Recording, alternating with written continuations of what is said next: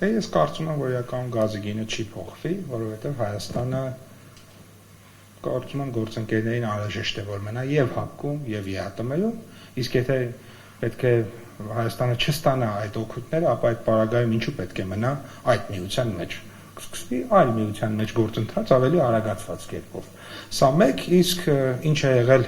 Հայաստանի հետ մինչև ԵԱՏՄ-ն։ Ոչ մի բան։ Այսինքն ըստ էության այնպես չի, որ ԵԱՏՄ-ի մտնելուց հետո Հայաստանի տնտեսությունում ինչ-որ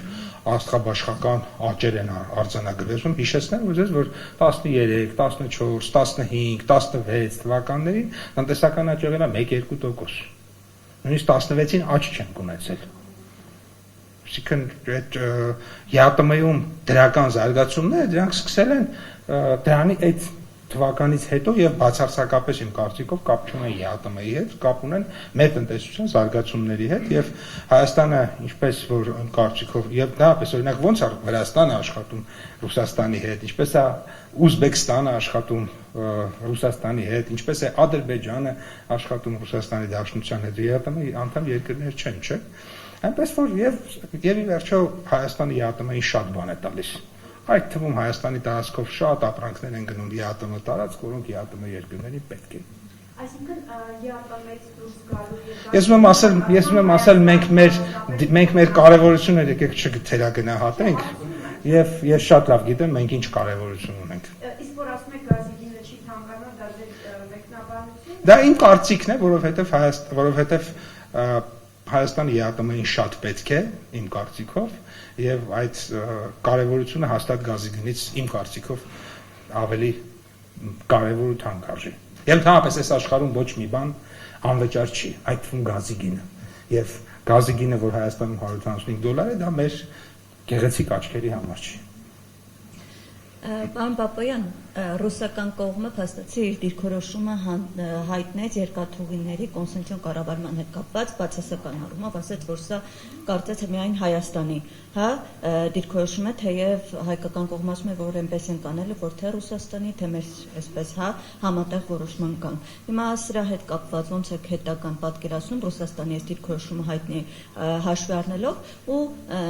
երկաթուղիների հետ կապված ու մեկ հարցել մենք պարբերաբար այսպես պաշտոնական մակարդակով լսում ենք, որ Ադրբեջանից ներկրվել է բենզին կամ իր տարածքով ցորեն։ Լավ, չկա այնպեսի ապրանք, որ այսպես հակառակ լինի, այսինքն Հայաստանից գնա Ադրբեջանից գնա, այս միակողմանի տնտեսական գործընթացը։ Տեսեք, Ադրբեջանի տարածք, ադրբեջանական ծագման 1 կամ 2 արտադրանք է եկել Հայաստան։ Իսկ դա բենզինն է եղել եւ դիզելային վառելիքը։ Այլ ապրանք չկա։ Իսկ Ադրբեջանի տարածքով գրեթե ամեն օր մի բան գալիս է։ Այսինքն օրինակ սուպերմարկետների ցանցերից մեկը նոր զովքը Ադրբեջանի տարածքով դիմել է, որ բերի սպիտակաձավար ենթադրենք։ Մեկ ուրիշ կազմակերպություն դիմել է, որ բերի քարածուխ ռուսական։ Մյուսը պարբերաբար բերում է հացահատիկ, այն մյուսը պարբերաբար արդեն բերում է բան պարարտանյութ, սելիտրա, հա։ Այսինքն այս process-ը այն ինչ որ Ադրբեջանի տարածքով գալիս է։ Այդտեղ այնքան ապրանքը ամեն օր ամեն օր չէ, բայց պարբերաբար այնքան է գալիս, որ ինքը շատ սովորական երևույթ է արդեն դարձել։ Եվ ինչպես ասում են, ես օրինակ կորցրել եմ արդեն հաշիվը, ապրանքատեսակների ցանկը եւ այլն։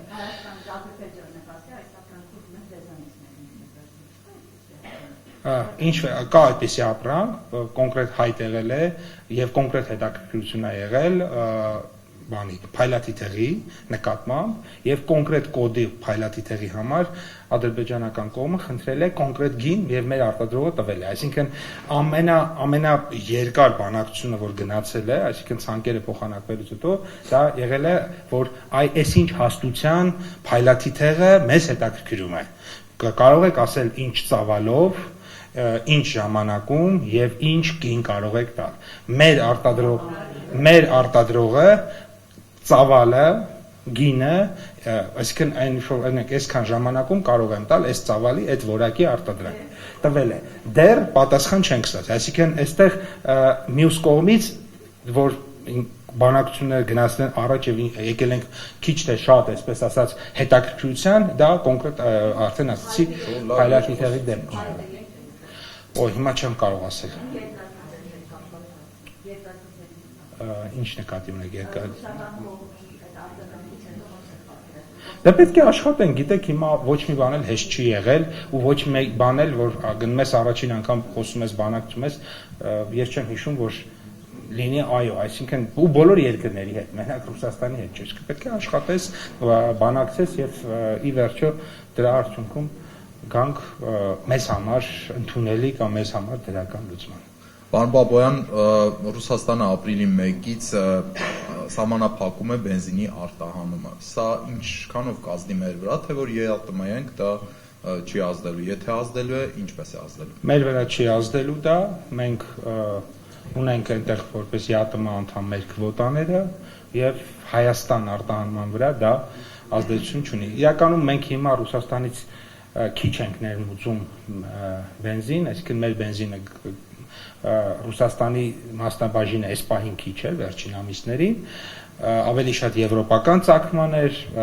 մասամբ Ադրբեջանի, մասամբ իրանական, մասամբ նաև ռուսական, բայց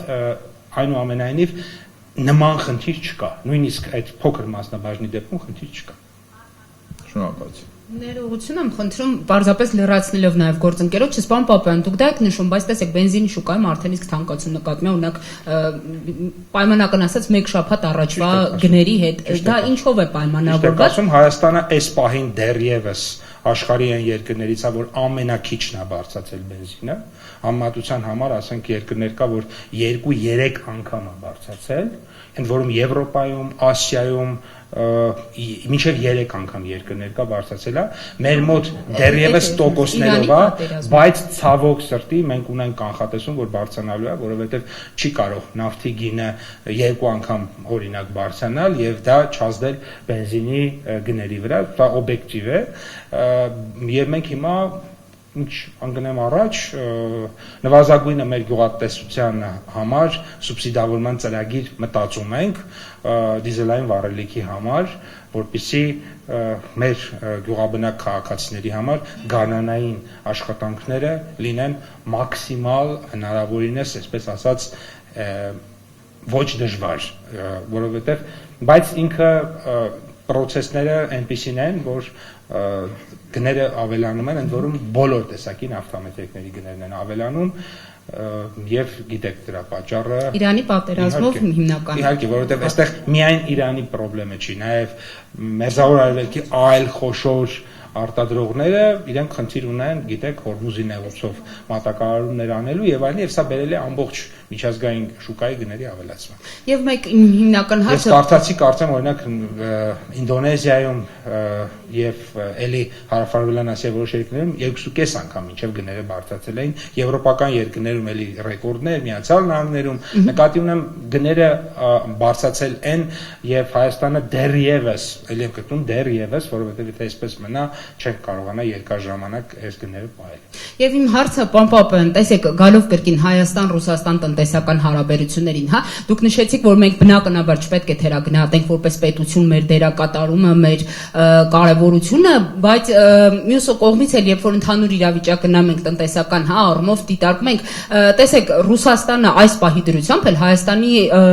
առաջին, հա, այսպես տնտեսական գործընկերն է, արտահանումների, այսպես ճնշող մեծամասնությունը հենց Ռուսաստան է գնում եւ այդ առումով նաեւ ուզում եմ հասկանալ, եթե օրինակ նայում ենք արտահանման ծավալների աճին, նաև վարչապետ Փաշինյանի այն հայտարարությանը, որ քանի տոկոսով է աճել առևտրաշրջանառությունը Հայաստանի եւ Ռուսաստանի միջև, չեք կարծում, որ օրինակ այդուհանդերձ եթե Ռուսաստանը փորձի այսպես տնտեսական լծակները, հա, օգտագործել քաղաքական որոշ հարցերում, մենք այդ դեպքում կարող ենք ունենալ լրջագույն խնդիրներ եւ այս դեպքում մեր նաև մեր արտահանողները,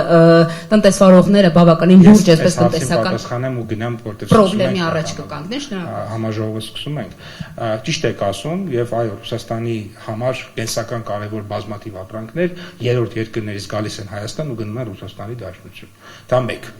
եւ դա մեր առևտրաշրջանառության իմաստն է կազմում եւ երկրորդը այո ես ասացի որ խնդիրներ իհարկե կլինեն բայց այդ պարագայում էլ ինչ եթե պիտի մենք ԵԱՏՄ-ում լինելով ունենանք խնդիրներ այդ դեպքում չենք լինի մենք ԵԱՏՄ-ում։ Սա, այսինքն որն է իմաստը մնալ ԵԱՏՄ-ում եւ հապկում, եթե մենք պիտի ունենանք տնտեսական խնդիրներ էլ։ Շնորհակալություն։